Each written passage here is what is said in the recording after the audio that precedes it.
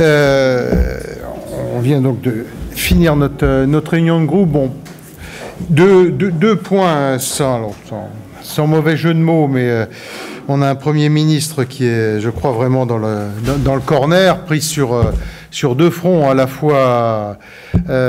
fois fiscal et puis sur l'emploi. Sur le fiscal, on nous ressort pour la xème fois le serpent de mer du prélèvement à la source. Tout cela pour masquer le matraquage fiscal. On voit bien aujourd'hui que ce soit sur les entreprises, sur les classes moyennes qui sont écrasées par l'impôt, que l'impôt asphyxie complètement l'économie. Ça s'est vu d'ailleurs sur la baisse de recettes 2014 sur l'IS. Il y a vraiment un étouffement complet de l'économie par le matraquage fiscal, et c'est pas aujourd'hui de changer le mode de prélèvement qui résoudra quoi que ce soit dans ce domaine.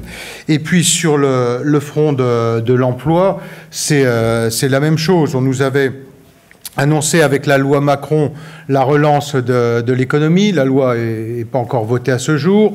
On nous avait annoncé avec la loi Rebsamen une grande procédure de simplification, loi qui n'est toujours pas votée. Et on en est, ça y est, 8 jours après, à nous annoncer de nouvelles mesures maintenant sur les TPE. C'est-à-dire qu'à chaque fois, on lance un coup de com' pour masquer les échecs successifs. Et ce qui se passe cette semaine, on est vraiment sur cette opération. Il faut sauver le soldat Hollande à la fois sur la fiscalité, où l'économie est sclérosée par le matraquage fiscal, la politique en matière d'emploi qui est un échec latent, deux lois qui ne répondent pas aux préoccupations, et donc tout de suite on ressort, on ouvre la boîte et on nous ressort de nouvelles mesures, et dans 15 jours ou 3 semaines, on imaginera encore autre chose, de nouvelles déclarations. Voilà ce que je pouvais vous dire sur notre réunion de groupe. Pour les votes aussi, oui. Sur la loi de programmation militaire, on vote contre. Très majoritaire. Ouais, il y aura peut-être quelques abstentions, mais très, très peu. Et puis, sur les gens du voyage, alors là, totalement contre.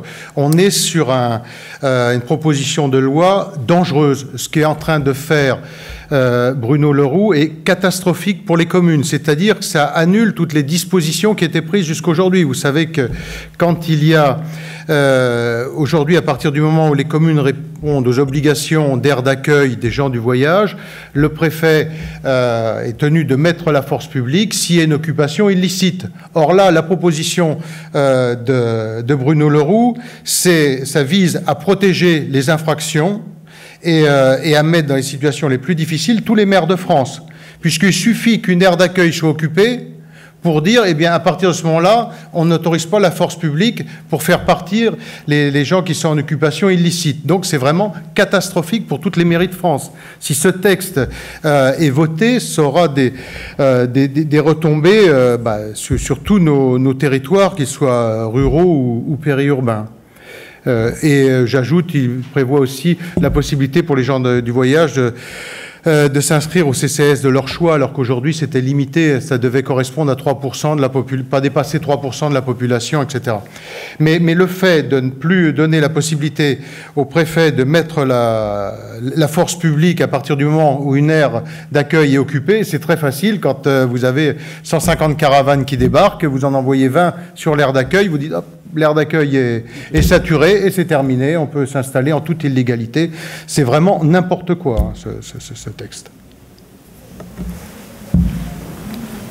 Oui. Pour revenir sur les annonces de Manuel Valls, tout à l'heure, la suspension des seuils sociaux pour les entreprises jusqu'à 50 salariés pour 3 ans, ou le plafonnement des indemnités prud'homales, ça devrait quand même contenter un petit peu. On vient d'avoir 2 textes. Juste sur la loi Macron, on a démarré ce texte avec 106 articles. On en est maintenant, je crois, à 400 ou quelque chose comme ça, sorti de commission. 406. Ça doit être 416 ou 406, je ne sais plus. Enfin bref. Un texte qui ne ressemble plus à rien, enfin qui ne ressemblait pas à grand-chose en arrivant, mais le moins qu'on puisse dire, c'est que ça ne s'est pas amélioré. Et donc ce texte était censé relancer l'économie. Ensuite, sur les seuils, il y avait la loi Rebsamen qui allait tout régler. là aussi, rien n'y fait. Et donc, on est sur des opérations de communication qui se succèdent tous les 15 jours. Valls sort une proposition nouvelle, c'est-à-dire que, comme je l'ai déjà dit, tant qu'il s'agit d'être dans la posture et dans le verbe, tout va bien. Sur le reste, c'est beaucoup plus compliqué. Et les mesures, elles devaient être prises dans le cadre de ces deux lois. C'est ça qui était notamment, enfin, normalement, leur vocation au départ. Donc, après, comme toujours, comme dans la loi Macron, vous savez, sur plus de 400 articles, on peut trouver effectivement 50 articles ou 60 sur lesquels on considère que ça va plutôt dans le bon sens, mais l'architecture de la loi ne tient pas debout. C'est la raison pour laquelle on reste sur une opposition ferme sur ce texte, comme sur le texte Rebsamen. Et sur le fond, c'était renouvelable 2 fois, par exemple? Pourquoi pas, on reste dans le même, dans le même cadre des 18 mois. Si on voulait avancer, c'est sur autre chose. C'est sur la proposition qu'on a déjà faite, sur un contrat proportionnel, c'est-à-dire sur le contrat unique à droit proportionnel. Mais dire pourquoi sortir ces mesures au moment même où les deux textes ne sont pas encore votés. C'est vraiment faire la démonstration qu'on n'est que dans des actions de communication. Le seul souci, la seule approche, c'est la com.